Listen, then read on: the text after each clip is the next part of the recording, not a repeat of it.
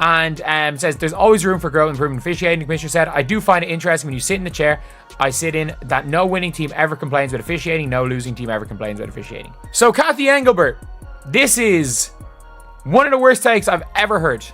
This is one of the worst takes I've ever heard from a commissioner of a league. Like, it is embarrassing.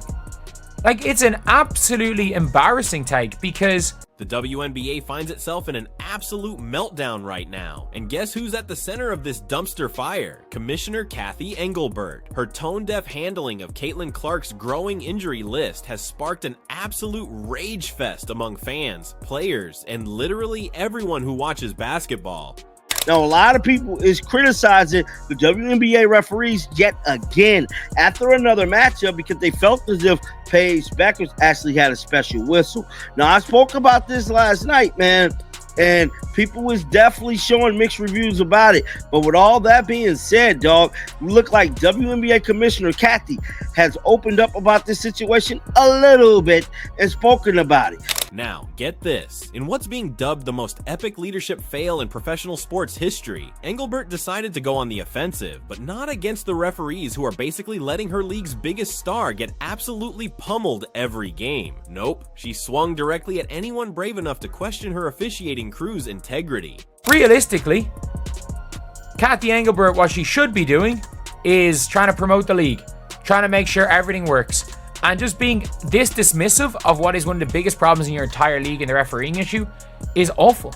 It is absolutely awful. And if you guys are... So, with irrefutable proof piling up that biased officiating is literally breaking Caitlin Clark, what does Engelbert do? She doubles down. Her response was so wildly out of touch, it'd be hilarious if it wasn't actively torching the WNBA's reputation. Just recently, this commissioner had the sheer audacity to stand there and defend the very refs who've been letting Clark get absolutely battered game after game after game. You put the girl on national TV 40 out of the 44 regular season games. She don't get no foul calls at all. Her team gets no foul calls. So maybe this will be the wake-up call. When y'all see what these numbers look like without her, maybe this will open up your eyes to finally see and say, hey, you need to protect her. We can't have her get hurt. Maybe this will wake you up. Maybe this is what needed to happen. Obviously, we don't want Caitlin. But maybe this is the slap in the face, the trench of cold water on the face that the WNBA needs. Her exact words? There's always room for growth and improvement in officiating. Yeah, that's the kind of bland corporate garbage that makes your blood boil. But wait, it gets even more insulting. Instead of admitting her league's most valuable asset is being systematically targeted, she actually had the gall to shut down legitimate concerns by saying, and I quote, "No winning team ever complains about officiating. No losing team ever doesn't complain about officiating." Players and coaches obviously think so, but Engelbert isn't so alarmed. Basketball in general is considered difficult to officiate, which is true, and says there's always room for growth and improvement in officiating. The commissioner said, I do find it interesting when you sit in the chair I sit in that no winning team ever complains about officiating, no losing team ever complains about officiating. Do you want to know what coach complains about officiating more than anyone else? The Minnesota Lynx. The Minnesota Lynx. Do you want to know what game started the biggest what two games started the biggest refereeing talks in the WNBA over the last 2 years? The Indiana Fever versus the Chicago Sky when Kennedy Carter hip checked Caitlin Clark. Who won that game? The Indiana Fever. The person literally in charge of safeguarding women's pro basketball just effectively told everyone that caring about player safety and fair play is nothing more than losers complaining. Let me be clear, this isn't leadership. This is a masterclass in willful ignorance, smothered in pure, unadulterated executive arrogance. She stated, get Kathy out of here. The job is too big for her now. This isn't normal ref complaints. Win or loss, there is genuine incompetence with WNBA referees. The team, players, fans have been complaining about Kathy not effing embarrassed watching this display. Alright, while Engelbert's busy playing word games and brushing off legitimate worries, the actual numbers are screaming, and what they're screaming is so damning, someone should have been fired months ago. Get this, Caitlin Clark has been the target of 17% of all flagrant fouls in the entire WNBA this season. Think about that. One single player out of hundreds has absorbed nearly 1/5 of the most serious aggressive fouls you can commit in this sport. But it gets even crazier. A staggering 80% of those flagrant fouls against Clark have come from just one team, the Chicago Sky. What are the odds of that happening by pure coincidence? You'd have a better shot at winning the lottery while getting zapped by lightning during a solar eclipse. Yet Engelbert's just chilling in her commissioner's chair, pretending this is all perfectly normal basketball. Adam Silver, the NBA commissioner. I'm starting to think you and Kathy Engelbert has something going on for as she's a puppet for you.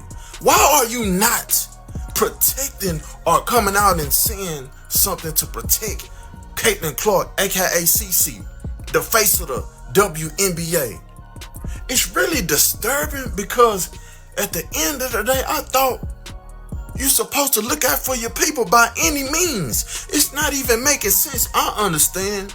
Here's the statistic that absolutely shatters any defense for Engelbert's leadership. Caitlin Clark played 4 full years at Iowa, not missing a single regular season or playoff game due to injury. She was a tank, but then she steps into the WNBA, where refs seem perfectly happy to let her get pushed, shoved, and targeted, and suddenly, she's racked up 2 separate injuries in less than 20 games.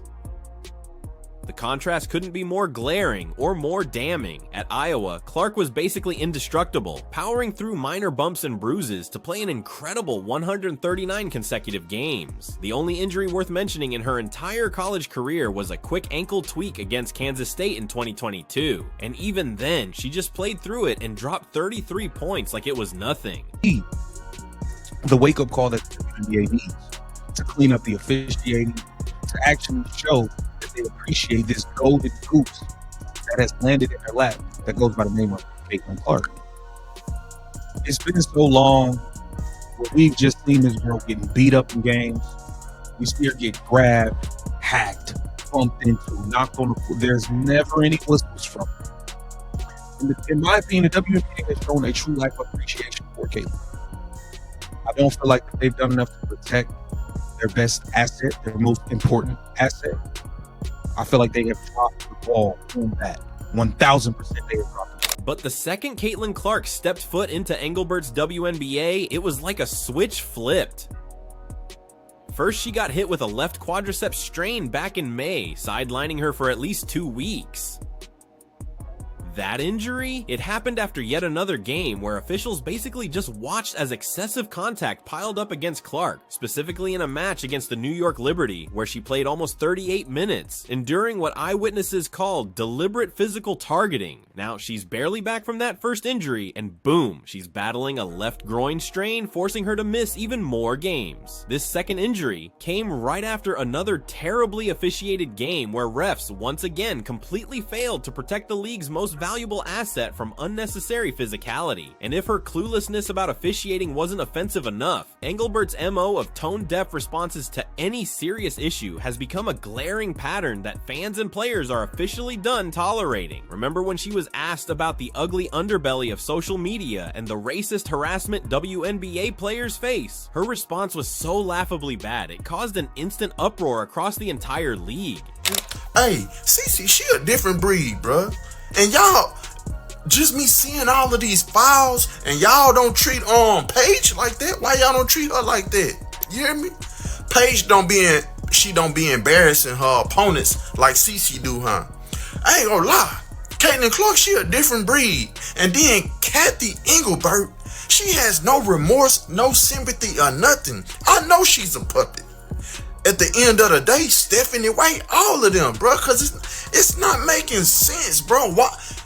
Instead of just flat out condemning the harassment, Engelbert chose to spin the toxicity around Clark and other players as some kind of beneficial rivalry. Seriously, comparing it to Magic Johnson and Larry Bird, it was so bad the WNBA Players Association had to step in and release a full-blown statement, calling out Engelbert for utterly failing to address the racism, misogyny, and harassment these players were facing. She eventually mumbled a half-hearted apology, admitting her response missed the mark. But here's the cold, hard truth. When you're running a professional sports league, you don't get a pass on player safety and basic human decency. You nail it the first time, or you find a new gig, because Engelbert's epic failures aren't just embarrassing, they're a financial apocalypse for the WNBA. The numbers are screaming a horror story that should make every single person invested in women's basketball lose sleep. National WNBA viewership has nosedived 55% since Clark's injury. The Fever's nationally broadcast games, a gut-wrenching 53% drop in viewership, tanking from an average of 1.81 million viewers before Clark got hurt, down to a measly $847,000 afterward. These aren't just abstract figures, they're a full-blown mass exodus from the WNBA's biggest growth opportunity in decades. Caitlin Clark by herself brought tens of millions of new eyes to women's basketball. She filled arenas, smashed viewership records, and generated more mainstream buzz than the league had ever dreamed of. And what did Engelbert's administration do with that golden opportunity? They stood by and let her get beaten into submission by referees who were either totally incompetent or actively choosing not to do their damn jobs.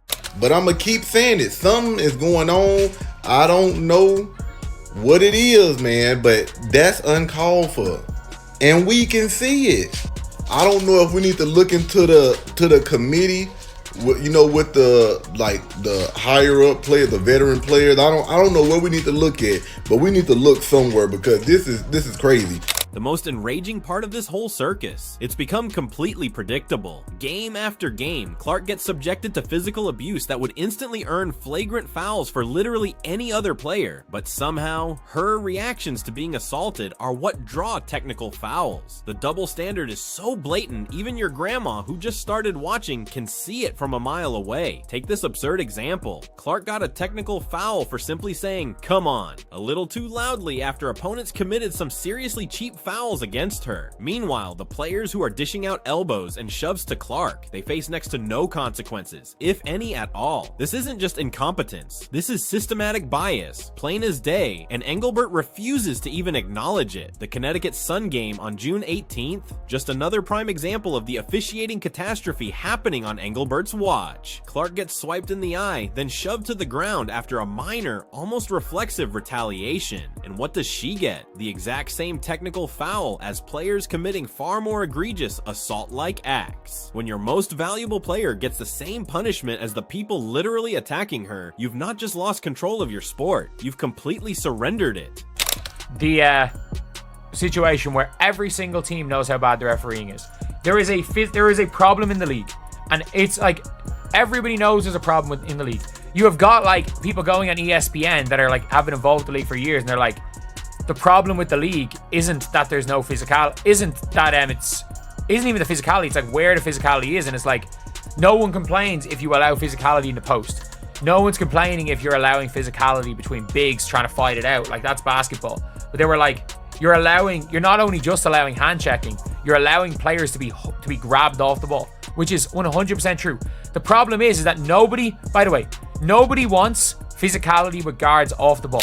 The reaction from WNBA fans, it's been nothing short of a full-blown revolution. Social media is absolutely overflowing with viral video compilations exposing missed calls against Clark, deep dive statistical analyses that undeniably prove bias, and calls for accountability that are getting louder with every single passing day. This isn't just a little bit of disappointment. This is organized, righteous outrage from people who feel utterly betrayed by a league that swore it stood for fair competition. And here's what makes this fan revolt so utterly destructive for Engelbert. These aren't your ride or die WNBA loyalists who'll stick around no matter what. No, these are the new fans, the ones who found women's basketball because of Caitlin Clark's once-in-a-generation talent. They showed up expecting to see elite competition and, fair officiating. Instead, they're watching what looks like predetermined outcomes and blatant systematic bias against the very player who got them hooked in the first place. And let's be real, these casual viewers have options. They can just flip over to the NBA, college basketball, or literally any other sport where the officiating doesn't feel completely rigged. When your most marketable superstar is getting systematically targeted and your commissioner just shrugs and pretends everything's hunky-dory, you're not building a sustainable fan base. You are actively driving millions of people away, plain and simple. She bring in the tickets. Y'all on viewership rises. Even when she don't play, even if she just sit on the sideline. It's crazy because Michael Jordan has endorsed her. Michael Jordan don't like nobody. He see the greatness in her. You hear me? People talk, NBA legends speak highly of Caitlin Clark. And I'm tired of seeing Brittany Griner,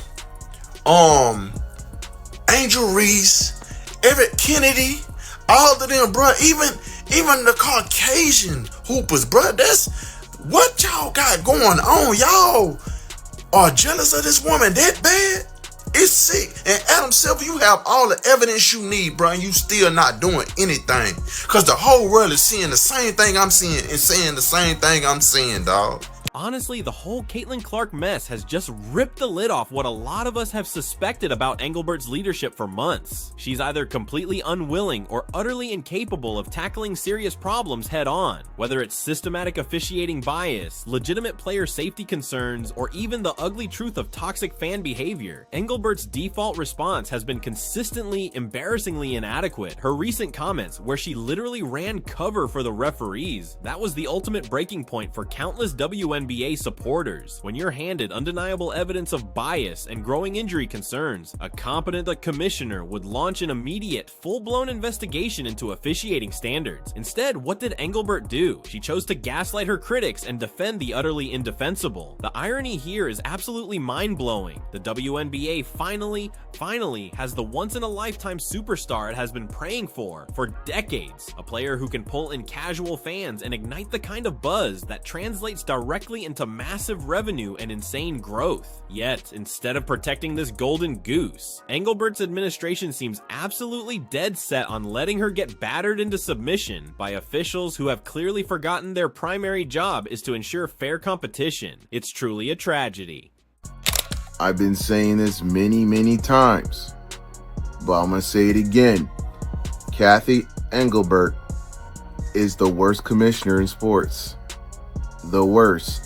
She's playing a very dangerous game to get attention and ratings. You know what she's doing? Allowing violence, accusing of racism, and creating a frenzy amongst fans and society by throwing the race card and causing division. That's what she's doing. She's doing all this to garner attention, and she's actually I'll say cartooning or dehumanizing the players. She's making them into characters so fans can hate them. Look, the demands for Engelbert's suspension or outright resignation aren't just some knee-jerk emotional outburst from frustrated fans. These are legitimate calls for accountability from a leadership structure that has completely failed at the most fundamental level. We're even hearing rumblings from multiple sources inside the league suggesting that pressure is seriously mounting behind the scenes, with team owners and executives reportedly starting to question Engelbert's catastrophic handling of all these controversies. Whether Engelbert actually manages to cling to her job through this crisis or not, the damage to the WNBA's credibility might already be beyond repair. The league is staring down a massive crossroads right now. It can either keep stumbling down this path of ridiculously questionable officiating and total administrative dysfunction, basically risking the permanent loss of its most marketable star and the millions of fans she single-handedly brought in. Or it can finally wake up and implement some serious sweeping reforms designed to actually ensure fair competition and protect its players. The choice is clear. There's always room for growth and improvement in officiating. Yeah, you kind of got a point there, but your league is worse than any other damn league. Like the NBA don't have these refereeing problems like y'all do, bro. I mean, this is bad. It's a mockery. Half of the calls that don't get called. It's literally altering freaking games. She went on to say, I do find it interesting when you sit in a chair I sit in that no winning team ever complains about officiating. No losing team ever doesn't complain about officiating. Bro, you sound silly. One commenter said it is clear that they don't want the WNBA to succeed. This is not incompetence from Kathy. She was the CEO of some little company. They want the WNBA to remain a small, safe space for free-form, normal basketball fans.